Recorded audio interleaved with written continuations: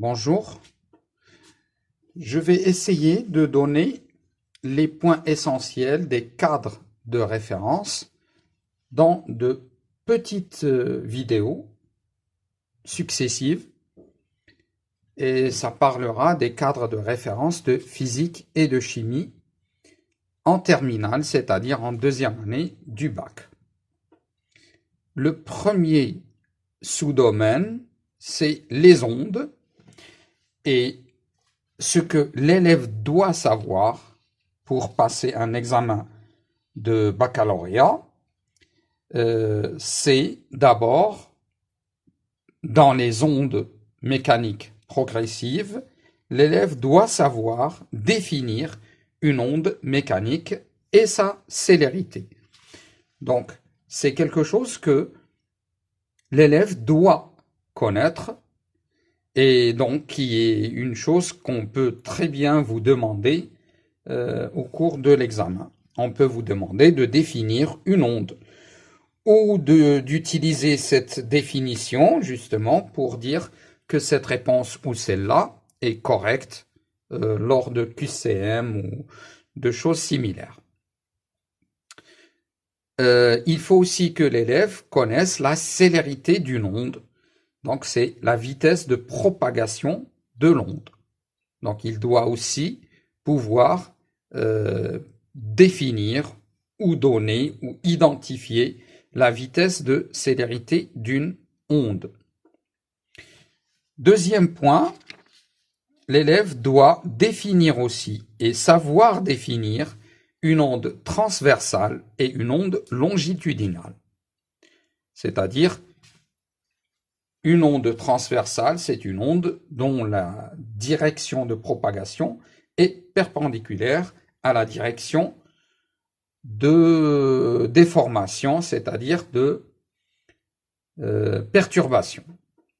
Une onde longitudinale, c'est une onde où la direction de propagation est parallèle à la direction de perturbation ou de déformation.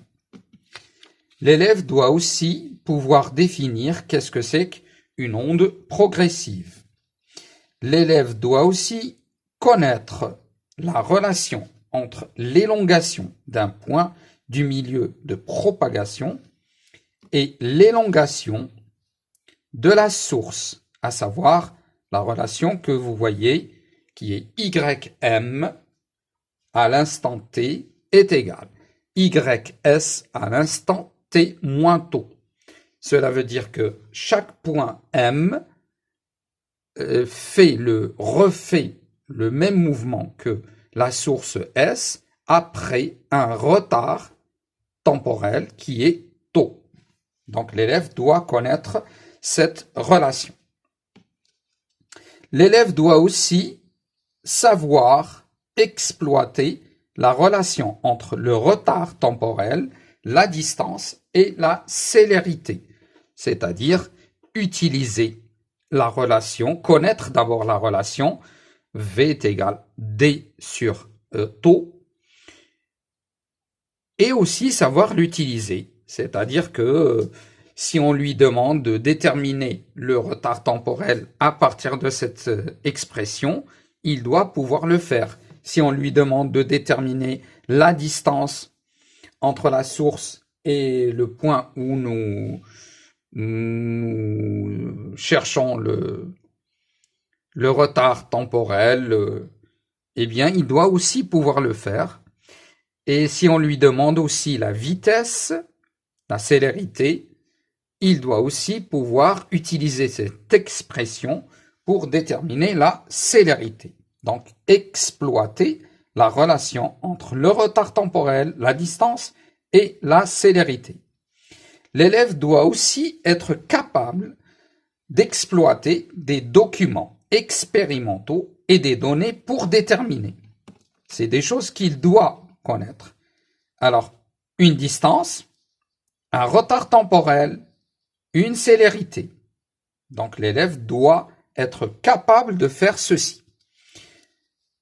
L'élève doit aussi être capable de proposer un schéma d'un montage expérimental qui permettrait la mesure du retard temporel ou de déterminer la célérité lors de la propagation d'une onde. Donc l'élève doit être capable de proposer un schéma. Et là, ça se termine pour les ondes progressives qui est la première leçon, ondes mécaniques progressives, et la deuxième leçon, ce sera bien sûr ondes mécaniques progressives périodiques. Donc j'essaierai un peu de détailler ou de prendre ces points chacun un peu plus en détail. Mais je ne peux pas le faire en une seule vidéo, donc ce sera une suite de vidéos, l'une après l'autre, et qui parlera de ces points et en passant d'une leçon à une autre,